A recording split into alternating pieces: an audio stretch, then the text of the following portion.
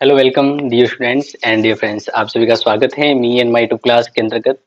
हाँ, बिल्कुल सही है कि आपको थोड़ा इंतजार करना पड़ा इस क्लास को लेकर।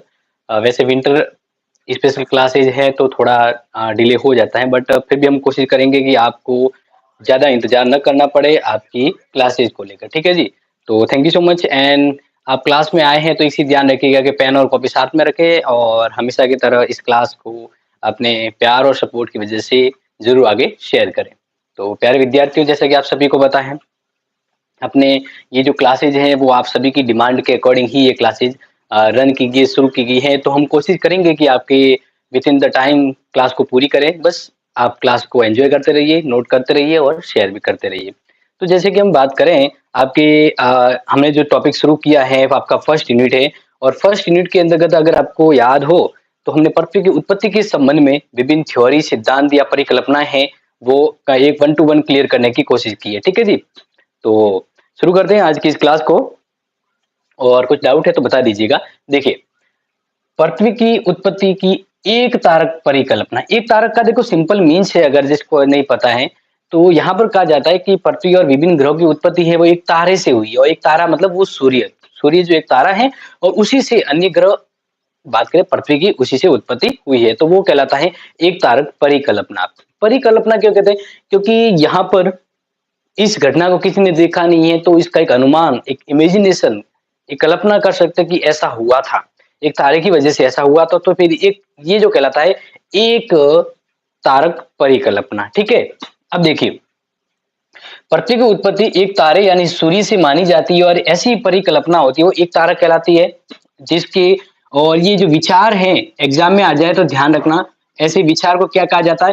अद्वैतवादी परिकल्पना, और इंग्लिश में कहा जाएगा मोनेस्टिक हाइपोथेसिस। ओके, ये ज्यादातर ध्यान में रखना है आपको, एग्जाम में आ जाता है। अब देखो विद इन द हम शुरू करें तो आप सभी को पता होगा कि एक तारे के रूप में जो ये जो परिकल्पना है वो सबसे पहले किसने दी थी? आपको मैंने इससे पहले भी बताया था, तो आप सभी को पता होगा। फ्रांसीसी विद्वान सबसे पहले एक तारक परिकल्पना दी थी, फ्रांसीसी। और ध्यान रखिएगा, ये यहाँ पर जो बता रहा हूँ कहने का मतलब है कि एक तारे की वजह से उत्पत्ति हुई है पृथ्वी की, तो एक तारक परिकल्पना होती है। और दूसरा एक और भी सिद्धांत होता है, वो है दो तारक परिकल्पना। तो यहाँ पर सर्दी बहुत है सर जी। हाँ हिमांशी जी है, तो फिर भी क्लास शुरू कर दी गई आपके लिए और क्लास को एंजॉय करते रहिएगा। फ्रांसीसी विद्वान, और मैंने ये आपको पहले भी बताया था, ठीक है ना, कास्टे द बफन।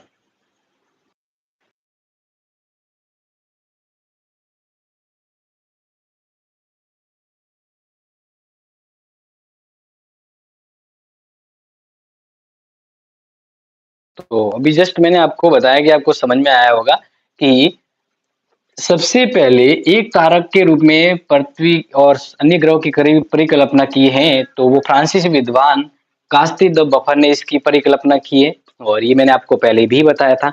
अब थोड़ा सा इसमें ध्यान दीजिएगा कि ये जो परिकल्पना है ना उन्होंने, ये कहीं ना काफी समय पहले यानी 1745 के आसपास उन्होंने अपनी परिकल्पना दी थी। तो हम इसी को क्लियर करेंगे। यानी अब हम देखने वाले कास्ती द बफर ने अपनी परिकल्पना में क्या विचार दिए हम वो देखेंगे। इसके बाद हम दूसरा जो इम्पोर्टेंट देखेंगे, कांट की वायवीय परिकल्पना। यानी आज हम दो परिकल्पनाएं देखने वाले हैं, बहुत ही इंपॉर्टेंट और बहुत ही जरूरी, आपको इसके बारे में ध्यान रखना है। ठीक है जी। तो देखिए, कास्टिद बर्पन ने सबसे पहले कहा कि पृथ्वी और अन्य ग्रह की उत्पत्ति है वह पृथ्वी या अन्य ग्रहों की जो उत्पत्ति है इस संबंध में एक विधिवत धारणा दी और इस विधिवत धारणा को अपनाया गया। उन्होंने कहा कि लाखों वर्ष पहले सूर्य के पास एक तारा आया और सूर्य से टकराया, और उस तारे के टकराने से पृथ्वी के अंदर से बहुत सारी जो कह सकते हैं स्रोत या पदार्थ थे वो बाहर निकले और इसी को एक कारण बताया गया। तो इसी को हम विधिवत आपके सामने रखेंगे। तो आप ध्यान रखना, एक तारक परिकल्पना का जो जन्मदाता है वो कास्टिद बफन है। एक चीज तो पहले ये पता होनी चाहिए। ठीक है। फिर इन्होंने जो कहा हम क्योंकि अभी इनकी परिकल्पना को देखने वाले हैं पहला, ठीक है। देखिए, इन्होंने कहा कि लाखों वर्ष पहले, लाखों वर्ष पहले की बात है, एक तारा सूर्य के निकट आया, एक बड़ा पुंछल तारा, एक बड़ा पुंछल तारा किसके निकट आया? निकट, किसके निकट आया? सूर्य के, किसके निकट आया? सूर्य के निकट आ गया। और सूर्य के निकट आने से अब क्या परिवर्तन होता है वो यहाँ पर बताया गया है कि फिर क्या हुआ कि जब वो पास में आया तो दोनों टकराए, दोनों टकरा गए, और दोनों टकरा गए तो टकराने के बाद ही यहाँ पर हम अस्तित्व के रूप में पृथ्वी को देखते हैं। तो उन्होंने कहा टकराने के कारण सूर्य का बहुत सारा पदार्थ है उससे अलग हो गया, इससे सूर्य का बहुत सारा जो पदार्थ था उससे अलग हुआ। सूर्य से क्या हुआ? अलग हुआ, सूर्य से अलग हुआ। ओके, आगे जैसे हम बात करें इस बारे में, तो सूर्य से टकराया पुंछल तारा, और उस तारे के टकराने से सूर्य के अंदर से बहुत सारी जो पदार्थ कह सकते हैं सूर्य के अंदर से बाहर हुए, और फिर समय यानी कालांतर में, कालांतर में पदार्थ ठंडे हुए। अभी मैं ये आपको परिकल्पना जो समझा रहा हूं ना, वो किसकी समझा रहा हूं, तो ध्यान रखिएगा यहाँ पर आपको, क्योंकि आज मैं दो परिकल्पनाएं समझाने वाला हूं, ठीक है। तो पहले जो समझा रहा हूं वो है फ्रांसीसी कास्ते द बफन की परिकल्पना, ठीक है। तो ये इसको मैं समझा रहा हूं। तो कालांतर में जो पदार्थ है वो ठंडे हुए, मतलब जब टकराते हैं तो हलचल उत्पन्न होती है, और वैसे भी ये बहुत ही गर्म है सूर्य, तो इस प्रकार से कुछ समय बाद जब ये पदार्थ हुए ठंडे, तो पदार्थ ठंडे होने के बाद अलग अलग छोटे और बड़े उपग्रह में कन्वर्ट हुए। तो सभी जो द्रव थे, यानी पहले एक लिक्विड में था, तो यानी सब बिखरा हुआ था, तो फिर जब ठंडा होता है तो ये अपने एक आकृति में आ जाते हैं। तो उन्होंने कहा कि सभी ग्रह और उपग्रह उत्पन्न हुए, सभी ग्रह एवं उपग्रह उत्पन्न हुए। ये किसने कहा? कास्ते द बफन ने कहा, नोट कर लीजिएगा।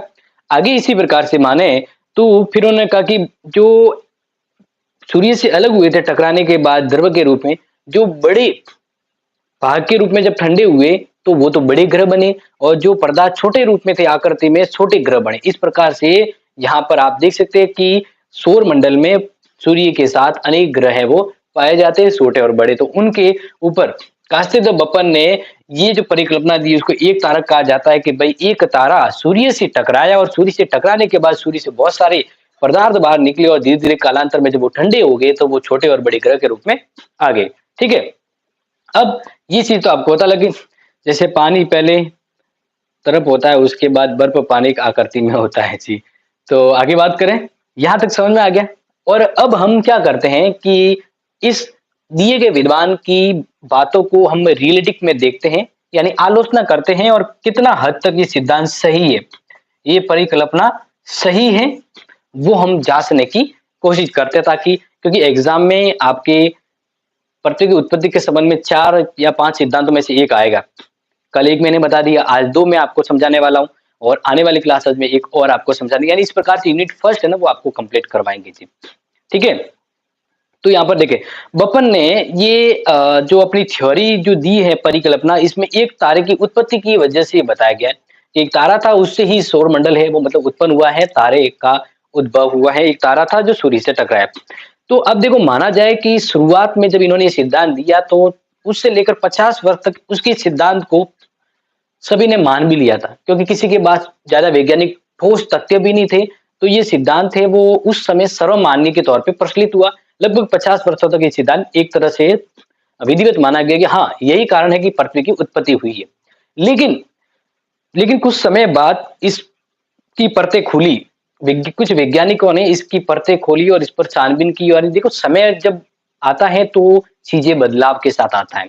तो आने वाले समय में वैज्ञानिक दृष्टिकोण विकसित होने लगा, तो कुछ वैज्ञानिकों ने इस इनके सिद्धांत की कुछ कमियां निकाली, यानी आलोचना। तो हम वही यहाँ पर देख रहे हैं, आलोचना पहली, कि पहले इस सिद्धांत की क्या आलोचना है। तो पहली है कि भाई सर्वप्रथम वैज्ञानिकों ने मत प्रस्तुत किया, वैज्ञानिकों का मत। अब क्या मत है, वैज्ञानिकों ने क्या मत दिया, तो वो हम देखें। तो यहाँ पर कहा कि अंतरिक्ष में सभी पिंड अपनी अपनी कक्षा में परिक्रमा करते हैं। मतलब आप सबको पता है कि भाई ये सूर्य है, ठीक है।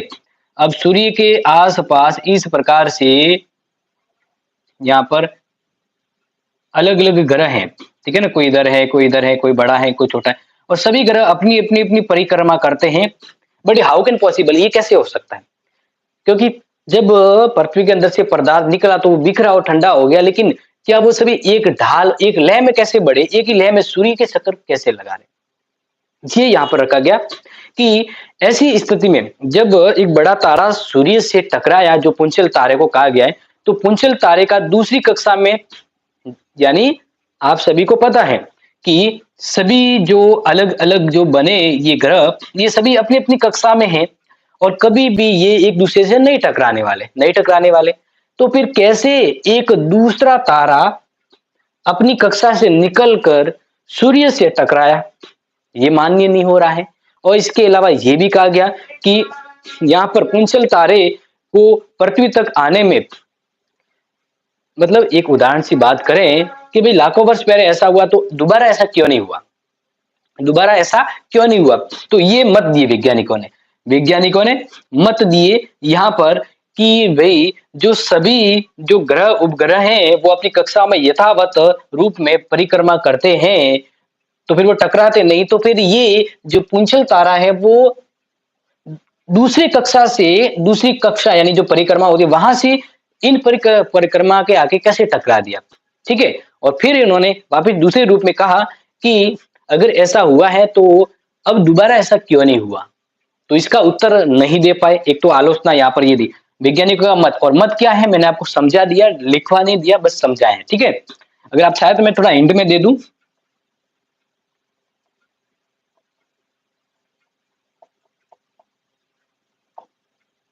दोबारा क्यों नहीं टकराया, दोबारा क्यों नहीं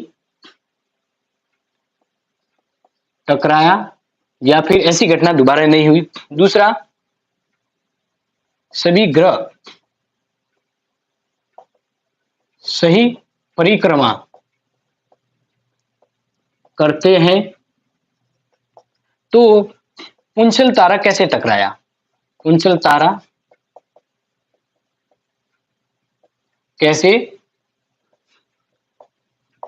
टकराया, ठीक है जी।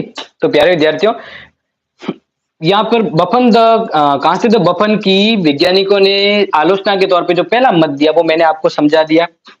अब बात करते हैं दूसरा मत, ठीक है। दूसरी मतलब वैज्ञानिकों ने और क्या आलोचना बताई, तो वैज्ञानिकों ने बफन के मत की आलोचना की और कहा कि पुंछल तारे को सूर्य जैसे एक विशाल पिंड से टकराना पड़ा, ठीक है। विशाल पिंड से टकराने पर जो प्रभाव हुआ, ठीक है ना, इतना प्रभाव नहीं पड़ सकता कि टकराव के कारण सूर्य से बहुत सारा द्रव हो जाए। देखो एक बात तो यहाँ पर सही बताइए कि पुंछल तारे के टकराने से सूर्य पर इतना प्रभाव नहीं पड़ना चाहिए कि सूर्य के अंदर से ध्रुव बाहर आ गया, ठीक है। लेकिन मान लीजिए ये भी हो गया, सूर्य के टकराए और सूर्य से द्रव के रूप में काफी पदार्थ है वो बाहर आ गया, ठीक है। लेकिन आप सभी को पता है कि सूर्य के पास आकर्षण शक्ति है, और सूर्य की हीटिंग जो पावर है बहुत ही जबरदस्त है। तो अगर सूर्य से कोई पदार्थ बाहर निकला भी है तो सूर्य के आकर्षण प्रभाव से वो वापस खींचा आ सकता था, या फिर वो सूर्य से निकला पदार्थ जो द्रव में है, अब सूर्य की इतनी भयंकर गर्मी है कि वो उसे तुरंत सोख सकती है, तुरंत उसे सोख सकती है, उसे निकले हुए द्रव पदार्थ को, ठीक है। तो अब इस कंडीशन में वह कैसे बाहर जा सकता है सूर्य से निकला पदार्थ, ठीक है ना। तो तुरंत सोखने की स्थिति है, तो इस प्रकार से सूर्य से अलग होकर पदार्थ बनना संभव नहीं।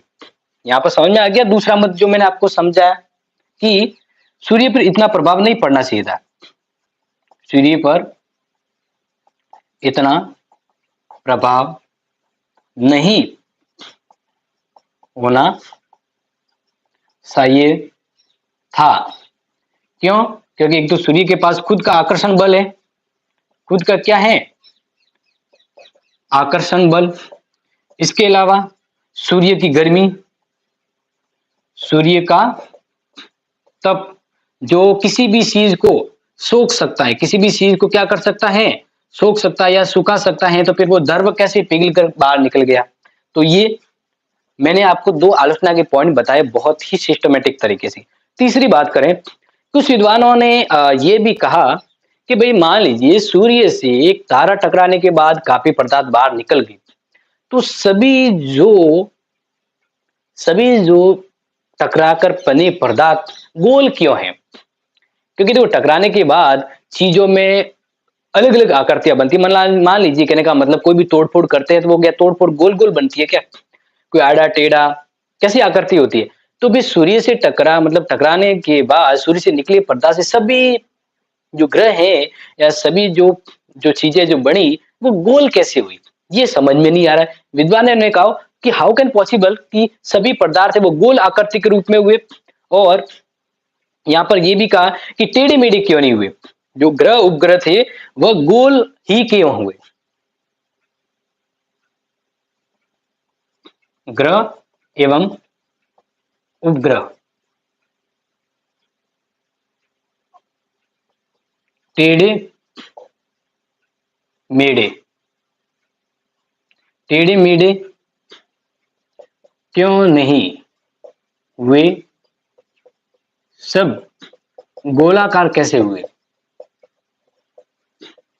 अगर टकराते हैं, कोई भी चीज टकराती है तो उसकी आकृति काफी विचित्र होती है, लेकिन यहाँ पर टेढ़े मेढ़े नहीं थे, सभी जो ग्रह हैं वो गोल थे, वो कैसे हुआ? ओके।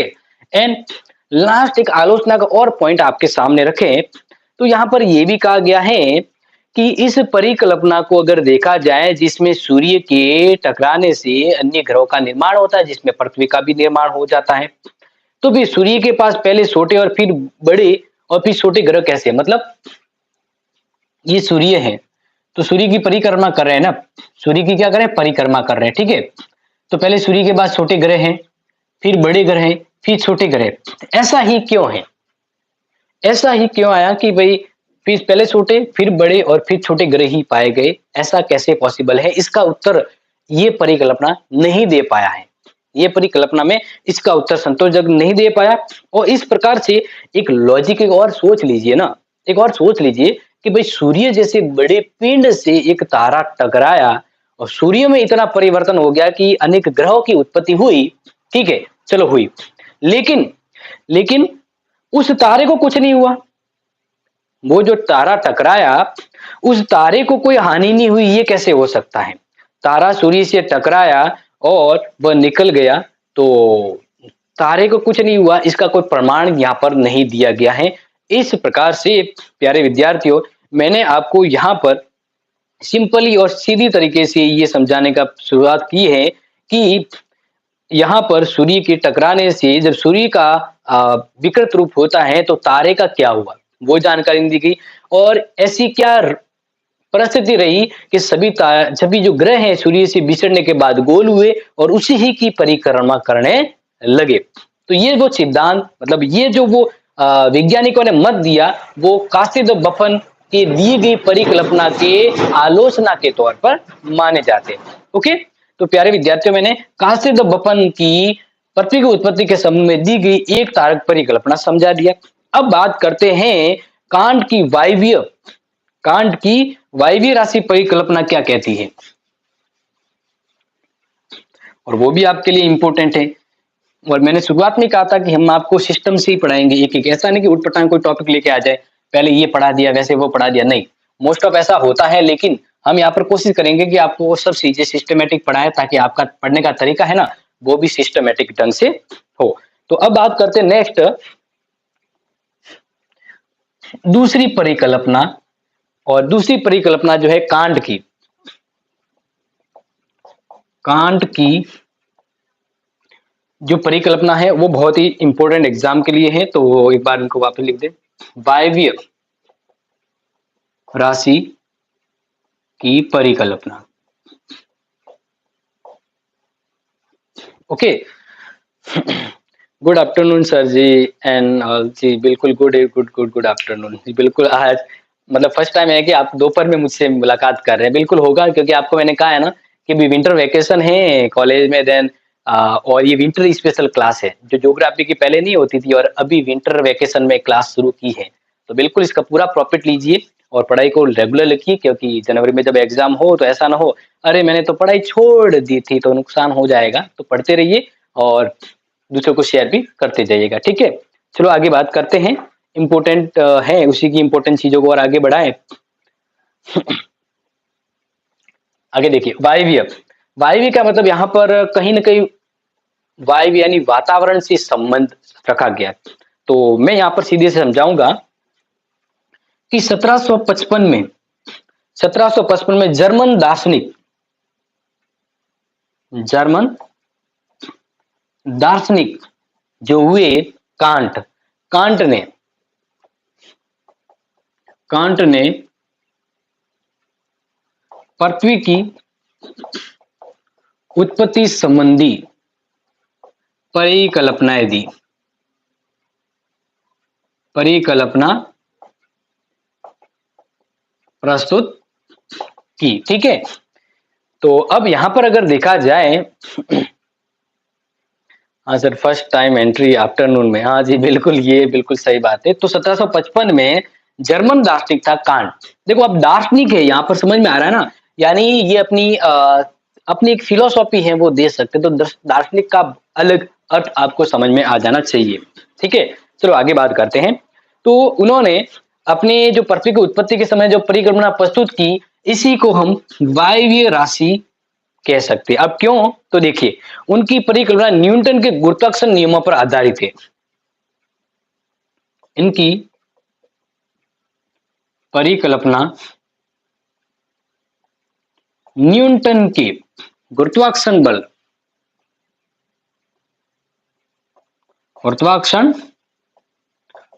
पर आधारित है, जो मैंने आपको पहले भी बताया था, आधारित है। हम इसको पूरा देखेंगे, इसकी आलोचना भी करेंगे क्योंकि एग्जाम के लिए आपको पूरा पूरा पॉइंट एक स्टोरी के तक क्लियर होना चाहिए। पूरी की पूरी मूवी कैसे होती है जो याद रहती है फटाफट, वैसे अगर याद होगा ना ये, तो एग्जाम में आप आराम से लिख पाएंगे, ठीक है? नेक्स्ट यहाँ पर जैसे बात करें तो प्रारंभ में इस मत को पर्याप्त सराहना मिली, यानी ये जो जर्मन दार्शनिक कांट ने जो वायवीय राशि की परिकल्पना लोगों में प्रस्तुत की, तब उस समय इसकी इस परिकल्पना को बहुत सराहना मिली कि वाह बहुत बढ़िया कि आपने पृथ्वी की उत्पत्ति के बारे में बताया, सटीक जानकारी दी है। मतलब उस समय जब पूर्ण रूप में पृथ्वी के संबंध में वास्तविक जानकारी नहीं होती है, तो जिसके द्वारा सटीक रूप में थोड़ी सी जानकारी मिलती है तो उसको बड़ा भाव मिलता है। तो कांट को बड़ा भाव मिला उस समय, ठीक है?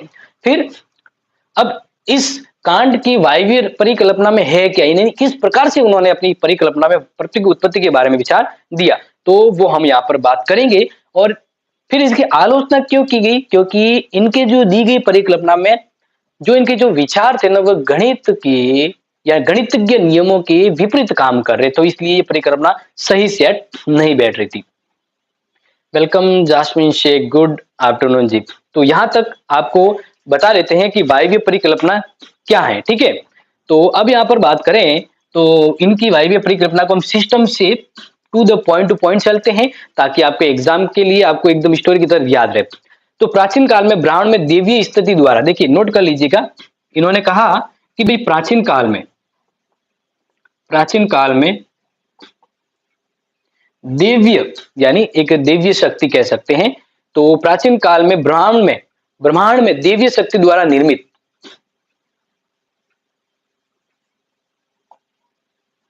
ब्रह्मांड में देवीय शक्ति द्वारा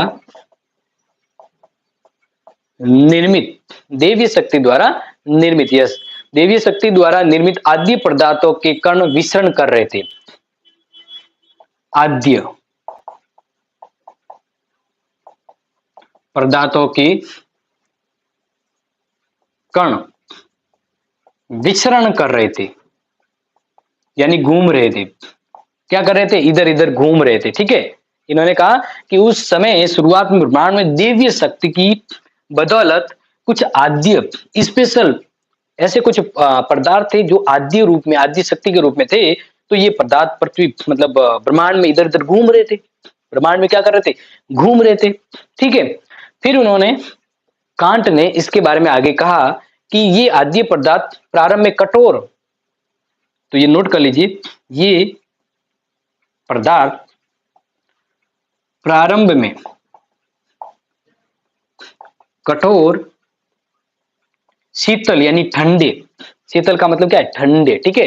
कठोर, शीतल और गतिहीन थे। क्या कहेंगे? गतिहीन, यानी गति नहीं थी इसमें।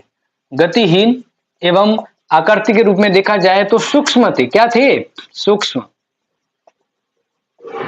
सूक्ष्म थे। ठीक है? तो ये परिकल्पना पहले उन्होंने की कि भाई शुरुआत में ऐसा था कि दैवी शक्ति के द्वारा आद्य पदार्थ है वो विचरण कर रहे थे, और ये कैसे थे? तो कठोर, शीतल और इसमें कोई गति नहीं थी, लेकिन काफी सूक्ष्म मात्रा में ये उस समय ब्रह्मांड में मौजूद थे, ब्रह्मांड में मौजूद थे। जी, बिल्कुल नोट करें, बहुत बढ़िया जी, बहुत बढ़िया। नोट करते जाइएगा, एक-एक सिस्टम आपको बता रहा हूँ, पूरी मूवी की तरह आपके दिमाग में सेट होना चाहिए, ठीक है? फिर नेक्स्ट उन्होंने कहा कि कालांतर में, कालांतर का मतलब होता है उस समय कुछ चीज़ों में बदलाव हुआ, तो कालांतर में गुरुत्वाकर्षण शक्ति उत्पन्न हुई। कालांतर में गुरुत्वाकर्षण शक्ति विकसित हुई। उन्होंने कहा भई पहले पदार्थ ऐसे थे, फिर कालांतर में क्या हुआ? गुरुत्वाकर्षण शक्ति आई, गुरुत्वाकर्षण शक्ति उत्पन्न हुई। तो उन्होंने क्या किया? उन्होंने जो पदार्थ प्रकृति में विचरण कर रहे थे, उनको धीरे-धीरे, धीरे-धीरे क्या कर दिया? जोड़ना शुरू कर दिया। अट्रैक्शन, कैसे? जैसे खींचे चले आते हैं ना चुंबक की तरफ, वैसे। सर ये सेकंड ईयर का रेवोल्यूशन रिजल्ट कब आएगा? ये आपके जनवरी पहले वीक तक आ जाएगा, आशीष उटवाल जी, बिल्कुल पहले वीक तक आ जाएगा, ठीक है जी? तो आगे बात करें, शक्ति प्रारंभ से स्वयं इन कणों में विद्यमान थी, परंतु दीर्घकालीन तक एक दूसरे के समीप न आने के कारण शक्ति प्रभाव नहीं हुई, यानी एक मैजिकल पावर बताया। इन्होंने क्या कहा कि भाई गुरुत्वाकर्षण शक्ति है ना, देखो इस कहा कि भाई पहले कण है वो स्वतंत्र विचरण कर रहे थे, तो अब कांट ने ये कहा कि इन सभी कणों में शक्ति मौजूद थी गुरुत्वाकर्षण की, लेकिन क्या हुआ कि इन ये कण जब आपस में आए नहीं तो शक्ति उत्पन्न नहीं हुई उनमें, लेकिन जैसे जैसे ये कण है कहीं ना कहीं संपर्क में आए तो उनमें एक शक्ति उत्पन्न हुई हो, और वो शक्ति थी गुरुत्वाकर्षण शक्ति। कौन सी शक्ति? गुरुत्वाकर्षण शक्ति। और इस गुरुत्वाकर्षण शक्ति ने कमाल कर दिया। कांट ने कहा भाई कमाल कर दिया। क्या कमाल कर दिया? तो उन्होंने कहा कि दीर्घकाल तक तो वो कण ऐसे ही विचरण कर रहे थे, समीप नहीं आए, लेकिन जब गुरुत्वाकर्षण शक्ति का प्रभाव बढ़ा, जब गुरुत्वाकर्षण शक्ति का प्रभाव बढ़ा तो बढ़ने से इनमें हलचल हुई, यानी आपसी खिंचाव के कारण कण परस्पर टकराने लगे।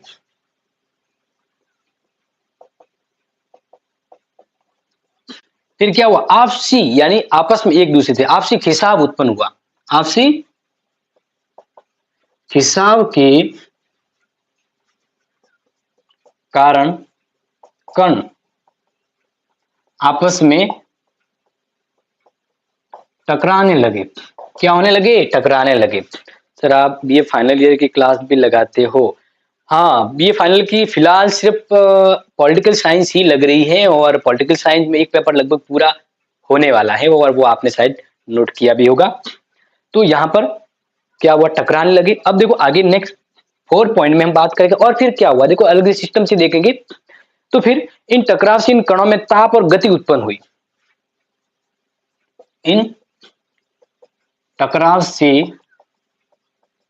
कणों में गति एवं ताप उत्पन्न हुआ।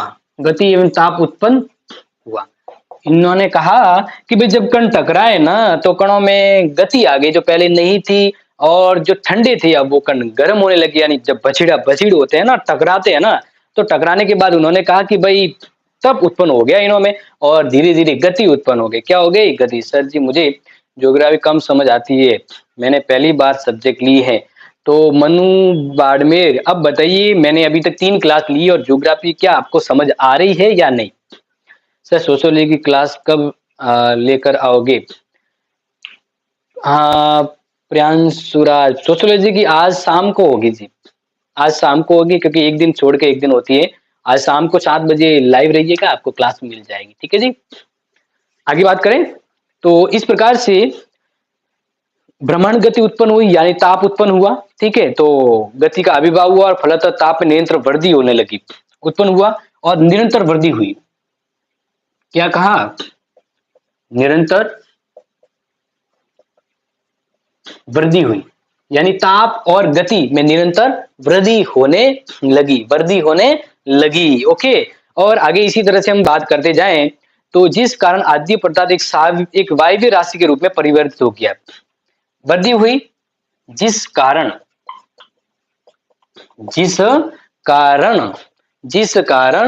आद्य पदार्थ एक वायवीय राशि में परिवर्तित हुआ। आद्य पदार्थ एक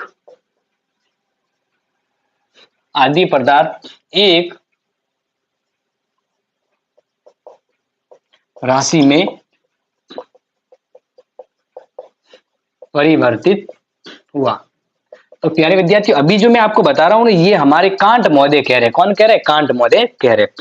सर आपसे पढ़ने में बहुत मजा आता है, यानी आपको समझ में आ रहा है। बिल्कुल, विजय लाल यादव कह रहे हैं समझ में आ रहा है। चलो बढ़िया है। देखो मैं यही चाहता हूं कि आप 1 मिनट 1 घंटा या जितना भी टाइम दे आपके लिए 100% यूजफुल होना चाहिए। जेएनवी तो बर्बाद है, 2 साल तुक्के से पास हुआ हूं, पर अब आपके चैनल से मैं एग्जाम की तैयारी करूंगा। बहुत बढ़िया जी, यानी 2 साल आप ऐसे ही पास, मतलब मान लीजिए जैसे भी हुए हैं, लेकिन अब आपको एक ऐसी जगह मिली है जहां आपका कॉन्फिडेंस बिल्डअप हुआ है।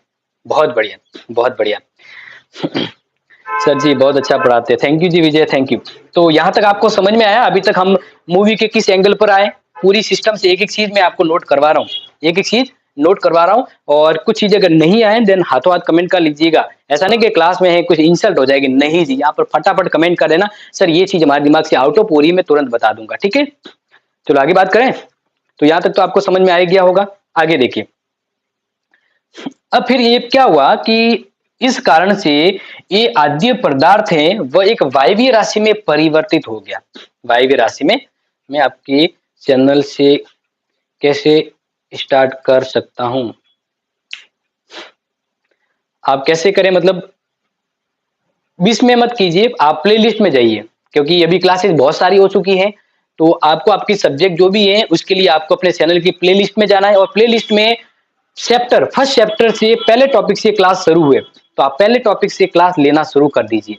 और धीरे-धीरे जैसे क्लास लेंगे ना, आपके अंदर ऑटोमेटिकली एकदम मोटिवेशन डेवलपमेंट होगा। आपको एहसास हो जाएगा वास्तव में ये तो मैं कहाँ रह गया था इस क्लास को लेकर, यानी अब मुझे समझ में आ रहा है। तो बिल्कुल 20-20 में क्लास, कहने का मतलब है कि जो नया स्टूडेंट है वो 20 में क्लास लेने से बेटर है कि शुरुआत से ले। सर पॉलिटिकल की क्लास ही लगी है क्या अभी तक? देखो थर्ड ईयर वालों के लिए पॉलिटिकल की लगी है और लास्ट ईयर की कुछ क्लासेज अवेलेबल है हिस्ट्री की वगैरह, तो वो देख लीजिएगा। चलो आगे बात करते हैं, ज्यादा बातें हो जाएगी तो भी टॉपिक पूरा नहीं होगा। अब देखो ये मिटा रहा हूँ और थोड़ा ऊपर लिख रहा हूँ क्योंकि जगह कम है। डिजिटल बोर्ड होता तो फटाफट मिटाने की जरूरत नहीं, बोर्ड आगे कर लेता, लेकिन वो समय का खेल है, समय होगा सब कुछ होगा। आगे बात करते हैं फिर आगे क्या हुआ, चलो आगे देखते हैं। तो ताप और भ्रमण गति से आविर्भाव के कारण आद्य कण शीतल गतिहीन और वायवीय के रूप में विद्यमान थे, अब वे एक दीप्त और गतिशील निहारिका में परिवर्तित हो गए। अब आद्य कण गति एवं तीव्र क्या हो गए? अब गति होगी, उसमें गति आ गई और तीव्र हो गए, और गति और तीव्रता के साथ उसमें ताप उत्पन्न हुआ। तप्त से एक निहारिका में परिवर्तित हो गए। किसमें परिवर्तित हो गए? निहारिका में परिवर्तित, ठीक है। प्रियांश सूरज, यस प्रियांश सूरज जी, बिल्कुल वेलकम डियर। तो अब आद्य कण यानी गति और तीव्र और तप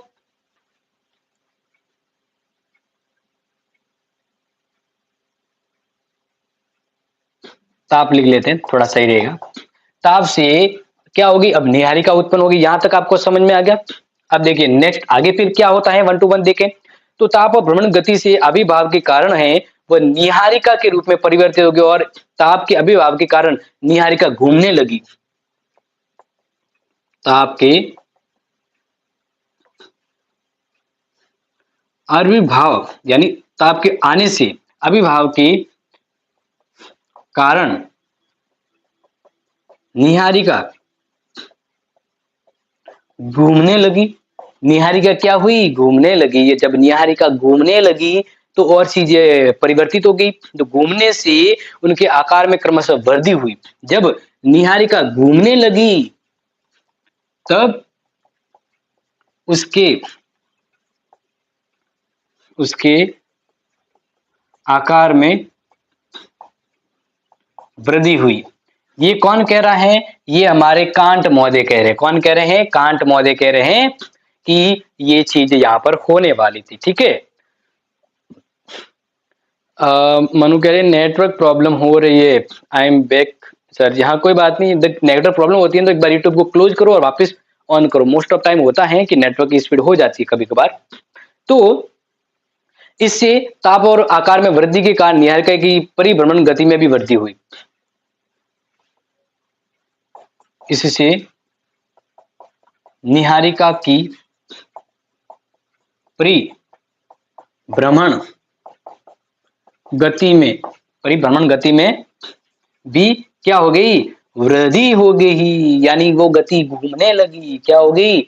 नीहारिका जो बनी थी अब वो इस प्रकार की एक्टिविटी से उस नीहारिका की परिभ्रमण जो गति है ना वह भी स्पीड से भ्रमण करने लगी। यानी परिक्रमा कैसे करते? वो घूमना, तो वो घूमने लगी। ठीक है। और इस प्रकार से जब परिभ्रमण गति में वृद्धि हुई, ठीक है ना, अंत में नीहारिका तीव्र गति से घूमने लगी और यही स्पीड से फिर तीव्र गति से घूमने लगी। यानी पहले धीरे धीरे थोड़ा फिर जब तेज तप हुआ, गर्मी हुई तो नीहारिका धीरे धीरे और स्पीड ऐसे ऐसे घूमने लगी और एक समय ऐसा है कि बहुत ज्यादा स्पीड से ऐसे ऐसे घूमने लगी। ठीक है। ये यहाँ पर कहने का उद्देश्य है कि तीव्र गति से वो घूमने लगी और जब तीव्र गति से घूमने लगी तो घूमने से एक बल उत्पन्न हुआ। तब केंद्र अपसारित, नोट कर लीजिएगा, केंद्रोपसारित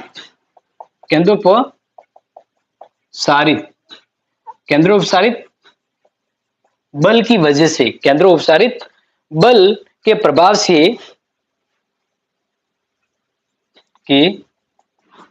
से नीहारिका जो थी ना, ये नीहारिका की बात करें तो जो नीहारिका जो थी उस नीहारिका के मध्य भाग में उभार आने लगा। नीहारिका के मध्य भाग में उभार आने लगा। मतलब उदय चित्र बताऊं, जैसे ये देख लीजिए, ये नीहारिका है। ठीक है। जैसे शॉर्ट में ये नीहारिका है। अब ये जो नीहारिका है धीरे धीरे स्पीड में हो गई, तो इस स्पीड में होने से इस प्रकार से वो स्पीड से बहने लगी, मतलब करने लगी। तो इस प्रकार से जब वो स्पीड से होने लगी तो उसके 20 वाले भाग में इस प्रकार से जब करते हैं ना, इस प्रकार से करते हैं तो ये आप देख रहे हैं ना, जैसे मैं बना रहा हूं कैसे बन रही है। तो इस प्रकार से करने से इसका जो ये वाला भाग है ना, ये उभार आया। इसमें क्या आया? उभार। यानी ऐसे उभार होने लगा। जैसे ये मान लीजिए जो कोने में तो पतला है, बीच में देखो कितना उभार हो रहा है नहीं, कोने के तो पतले पतले उसमें उभार हो रहा है। तो इस प्रकार से नीहारिका के मध्य भाग में क्या उभार आया। यानी वो रोटी जब बनाते ना, कैसे बीच में मारवाड़ी के भाई रोटी तो उब गई है, यानी रोटी ऊपन लगी, यानी बड़ी साइज में हो गई है। तो बस वैसे ही होने लगा। अब ऐसे होने लगा तो आगे क्या हुआ? तो और इस प्रकार तीव्रता के कारण पदार्थ का एक सल्ला, जब इस प्रकार से नीहारिका घूमने लगी, उभार उत्पन्न हुआ, तो इसी प्रकार से इस स्पीड से इसके अंदर से एक छल्ला बाहर निकला। क्या बाहर निकला? एक छल्ला। गोल गोल छल्ला होता है ना, तो ऐसे ही जब स्पीड हो रही थी तो ऐसी उस स्पीड से नीहारिका से गोल गोल एक छल्ला इस प्रकार से बाहर निकला। एक छल्ला इस प्रकार से बाहर निकला। धीरे धीरे धीरे इसी प्रकार और स्पीड होती रही और एक छल्ला और इस प्रकार से इस नीहारिका से बाहर निकला। एक छल्ला और इस प्रकार से नीहारिका से बाहर निकला। ठीक है ना, देख रहे हैं नहीं, आपको समझ में आ रहा है? इस प्रकार से एक और सल्ला यहाँ से छल्ला यानी बाहर निकला, एक सूढ़ी की तरह गोल गोल जो इसके चक्कर लगाने लगा। ठीक है, इस प्रकार से यहाँ पर देखा जाए तो ये स्पीड और जारी थी इस निहारिका की, तो इस निहारिका की स्पीड से धीरे धीरे एक और सल्ला है वो ऐसे बाहर निकला। तो इस प्रकार से मेरे समझाने का मतलब है कि इस प्रकार से उस हाँ उत्तर लेंस की तरह इस प्रकार से बीच में निहारिका के घूमने से उसके सल्ले निकलने लगे, यानी सल्ले होने लगे। जैसे किसी को छीलते हैं ना, कैसे गोल गोल निकलता है, लेकिन छीलने की जरूरत नहीं है, स्पीड की वजह से सल्ले बनने लगे, गोल गोल सल्ले बनने लगे। ठीक है, और पदार्थ में जो सल्ले निकलने लगे वो गोल गोल सल्ले थे। तो ये प्रक्रिया बार बार होती गई और धीरे धीरे सल्ले के रूप में सभी पदार्थ एक जगह इकट्ठे होने लगे और हर पदार्थ में कुछ गांठें बनने लगी। जैसे ये छल्ला यहाँ पे निकला तो एक गांठें हो गई, ये छल्ला निकला एक गांठ हो गई, यहाँ पर ये छल्ला एक गांठ यहाँ पर हो गई, एक गांठ यहाँ पर होगी। इस प्रकार से 9 छल्ले निकले। कितने लिखे? यश विजय लाल यादव 9 छल्ले। कितने निकले? 9 छल्ले निकले। और जब वो जहां से निकले वहां से गांठ निकली थी तो वो गांठ एक जगह जमकर ठंडी हो गई और वो ग्रह के रूप में बन गई। किस रूप में बन गई? ग्रह के रूप में बन गई। समझ में आ रहा है कि नहीं आ रहा है? बिल्कुल समझ में आ रहा होगा। ठीक है, तो वो गांठ शीतल और जमकर एक ठोस रूप में परिवर्तित होगी। तो लिख लीजिए, धीरे धीरे प्रत्येक सल्ले से एक गांठ बनकर ठंडी एवं ग्रह के रूप में बनी, यानी ग्रह का रूप हो गया। क्या हो गया? एक ग्रह बन गई। ठीक है, समझ में आ रहा है कि नहीं आ रहा है? समझ में आ रहा होगा। ठीक है, थोड़ा डल दिख रहा है तो इसलिए मैं मार्कर भी थोड़ा चेंज कर लूं, क्योंकि नहीं तो फिर आपको थोड़ा लाइट लाइट लिखेगा और लाइट लाइट समझ में नहीं आएगा। तो इस प्रकार से हम यहाँ पर देखें तो टोटल मिलाकर कितने छल्ले बने? 9 छल्ले।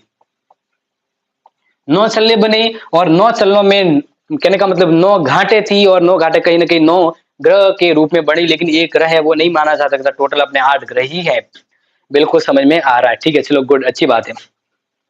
तो इस प्रकार से 9 ठोस पदार्थ बने जो आगे चलकर 9 ग्रहों के रूप में तब्दील हुए। तो 9 छल्लों से कितने ग्रह वहां पे शुरुआत में बने थे? 9 ग्रह बने। कितने बने? 9 ग्रह बने 9 छल्लों से। इस प्रकार से ऐसे ऐसे देखो अलग अलग जैसे बताएं तो 9 ग्रह यहाँ पर बन जाते। यहाँ तक तो ये स्टोरी समझ में आ चुकी होगी। आगे बात करें तो कांट के मतानुसार पृथ्वी भी इसी प्रकार के छल्लों में से एक गांठ के रूप में पृथ्वी है। उन्होंने कहा इन्हीं छल्लों में एक गांठ जो थी, इन्हीं छल्लों में एक जो गांठ का ही रूप पृथ्वी है। गांठ का ही रूप क्या है? पृथ्वी है। तो यहां तक ये जो बात है ना, ये जो सीधी सीधी अगर मैं कहूं तो इसी को कांट ने कहा कि इसी वजह से उत्पत्ति हुई। फिर कांट ने कहा कि इस प्रकार से 9 ग्रह तो बने, 9 छल्ले बने और 9 छल्ले ग्रह बने, और अंदर वाला जो ये भाग था ना, जो निहारिका थी, ये फिर अपनी यथावत स्थिति में धीरे धीरे एक जगह स्थापित हो गया और ये फिर कहलाया सूर्य। निहारिका ही फिर क्या कहलाया? सूर्य कहलाया। क्या कहलाया? सूर्य कहलाया। समझ में आया कि नहीं प्यारे विद्यार्थियों? समझ में आ गया होगा। तो पदार्थ एक ठान के रूप में स्थापित हो गए और निहारिका का जो अवशिष्ट भाग था, यानी बाहर निकल गए, जो ये अवशिष्ट भाग था ना निहारिका का अंदर वाला भाग, ये अंदर वाला भाग है वो सूर्य के रूप में परिवर्तित हो गया और इस आवृत्ति और इसी प्रक्रिया से ग्रहों का जन्म होता है। तो प्यारे विद्यार्थियों, ये थी कांट की वायवीय राशि परिकल्पना जो समझा दी। अब हम बढ़ते हैं आलोचना की ओर। क्या कांट ने ग्रह की उत्पत्ति के बारे में ये जो अपनी परिकल्पना दी ये हकीकत में सही है? कुछ समय से इसको पॉपुलैरिटी मिली, ये यार ये जो परिकल्पना थी बहुत इंपॉर्टेंट उस समय मानी गई, लेकिन आने वाले समय में जब वैज्ञानिक दृष्टिकोण उत्पन्न हुए और गणित के नियमों के विपरीत इन्होंने कुछ बातें भी अपने इस सिद्धांत में दी, तब इसकी आलोचना शुरू हुई और आज ये सिद्धांत इतना मान्य नहीं है जो पहले हुआ करता था। तो आज इस सिद्धांत को उतनी मान्यता नहीं है जितनी पहले हुआ करती थी ग्रह के निर्माण में। तो क्या आलोचना है वो देख लेते हैं।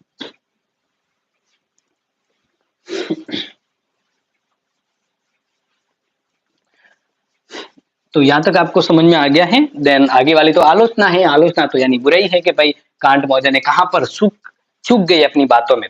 तो जहां पर कांट महोदय अपनी बातों में चूक गए वहीं उनकी आलोचना बनी। तो देखिए, आलोचना का पहला पॉइंट। ओके, तो आलोचना के पहले पॉइंट की बात करें तो पॉइंट सीधे से आ जाते हैं। तो वैज्ञानिकों ने कांट के तथ्य को गलत बताया। कांट के तथ्य को गलत बताया कि आपसी टकराव से भ्रमण गति प्रभावित होती है।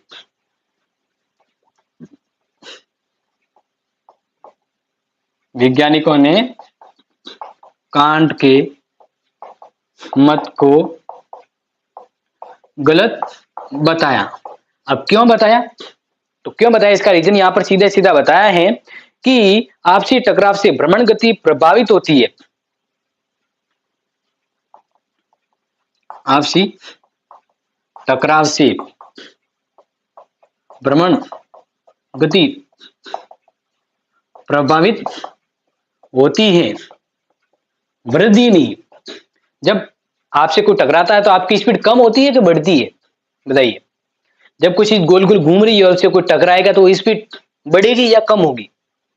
कम होगी। लेकिन हमारे कांट महोदय ने कहा कि जैसे जैसे वो आपस में वायवीय वजह से आदि पदार्थ आपस में आए, भ्रमण गति हुई, टकराए तो स्पीड बढ़ी, पदार्थ तेज हो गए, गर्मी बढ़ी, पदार्थ बढ़ोतरी हुई और भ्रमण गति काफी ज्यादा होने लगी। लेकिन अगर रियलिटी में देखा जाए तो आपसी टकराव से भ्रमण गति प्रभावित होती है, बढ़ती नहीं है, वृद्धि नहीं होती, वो कम होती है। यस, कम होती है। समझ में आ गया? चलो आगे बात करें। दूसरी आलोचना का पॉइंट मैं आपके सामने प्रस्तुत कर लेता हूं। तो कांट की परिकल्पना में कोणीय आवेग स्थिरता के सिद्धांत को विपरीत माना है। कोणीय आवेग यानी कोण से जो आवेग उत्पन्न होता है, कोणीय आवेग से जो परिवर्तित होती है राशि, वो इसके एक विपरीत सिद्धांत दिया है इन्होंने। कोणीय आवेग स्थिरता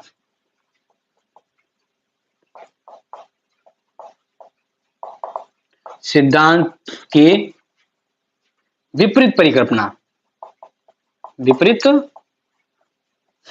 परिकल्पना यानी कोणीय आवेग अगर हम देखें, ये कोणीय आवेग सिद्धांत जो होता है, उस सिद्धांत की इन्होंने जो ये बात की है ना, बिल्कुल उल्टी पड़ती है, बिल्कुल सेट नहीं बैठती जिस प्रकार से उन्होंने कहा है। कैसे?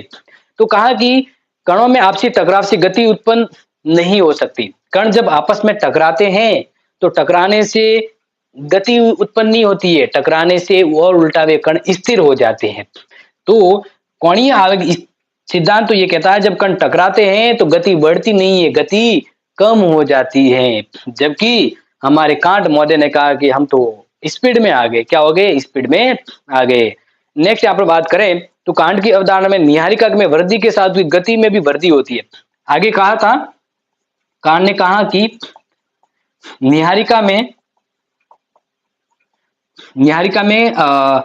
एक कहने का मतलब यहाँ पर सीधा से एक पॉइंट वापस देखा जाए तो सीधा सीधा कहा गया है कि नीहारिका के आकार में वृद्धि के साथ गति में भी वृद्धि होती है। आकार में वृद्धि के साथ गति में भी वृद्धि होती है, जो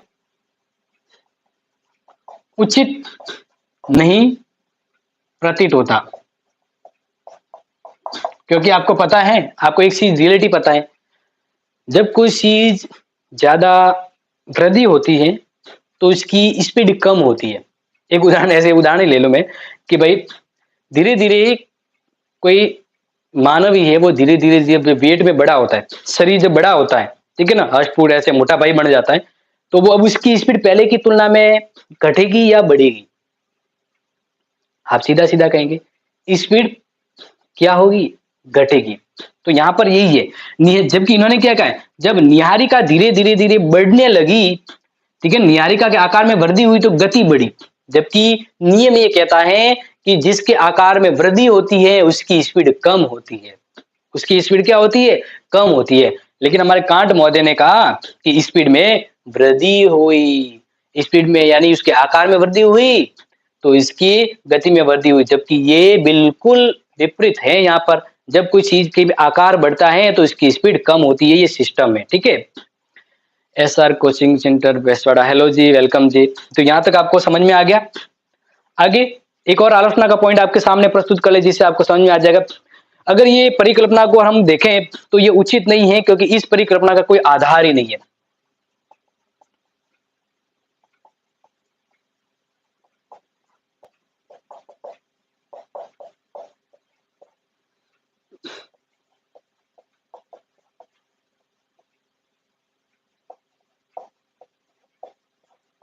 एवं अमान्य घोषित किया, अमान्य घोषित किया गया। तो इस प्रकार से प्यारे विद्यार्थियों, आप सभी को समझ में आ गया होगा। आज हमने पृथ्वी की उत्पत्ति के संबंध में 2 इम्पोर्टेंट परिकल्पनाएं आपको प्रस्तुत करवाई। पूरी तरह से 100% मैंने कोशिश की है कि ये इस पूरा का पूरा सिद्धांत आपको समझ में आ जाए। और आगे आने वाली क्लासेज में हम लाप्लास की नीहारिका यानी पृथ्वी की उत्पत्ति के संबंध में जो पॉपुलर सिद्धांत है एग्जाम के अकॉर्डिंग, वो हम आगे आपके लिए लेके आएंगे। तो आज की क्लास मोस्ट ऑफ 50 मिनट के समथिंग हो चुकी है, लेकिन बहुत ही लाजवाब तरीके से आपको एक्सप्लेन किया और आपको समझ में आया होगा, उम्मीद करता हूं। तो प्लीज कोशिश करें।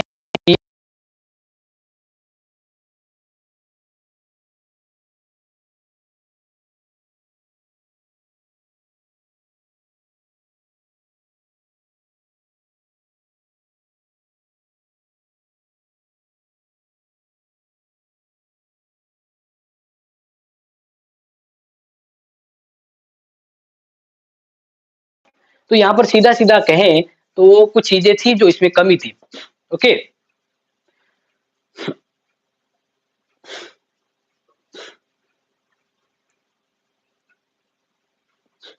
नहीं आवाज तो ठीक ही है, बिल्कुल कोई दिक्कत नहीं। सर कोनिया आवाज क्या है? कोनिया आवाज क्या है? ममता जी एक बार देखिए आवाज आ रही है क्या? अभी आवाज आ रही है क्या? फिलहाल के लिए आवाज आ रही है? चेक कर लीजिए। ठीक है। और यस, आज का टॉपिक पूरा हो चुका है और शाम को मिलेंगे आपके लिए सोशियोलॉजी और पॉलिटिकल की शायद आज क्लास हो सकती है। तो अपडेट रहिएगा और जैसे ग्रुप में नोटिफिकेशन आ जाए कि भाई लाइव हो चुका है तब ज्वाइन हो जाएगा। ठीक है जी। तो फिलहाल के लिए